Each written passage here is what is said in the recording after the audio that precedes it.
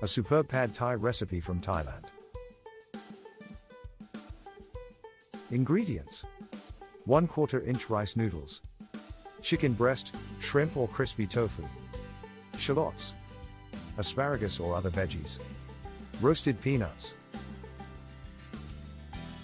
Sauce ingredients: fish sauce, red boat or your preference, brown sugar or honey to add sweetness, rice vinegar.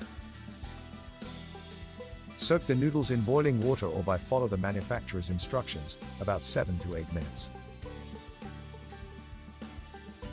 To make the pad Thai sauce by whisking the fish sauce, brown sugar and rice vinegar together in a small bowl, keeping in mind there is a delicate balance between salty, sweet and sour.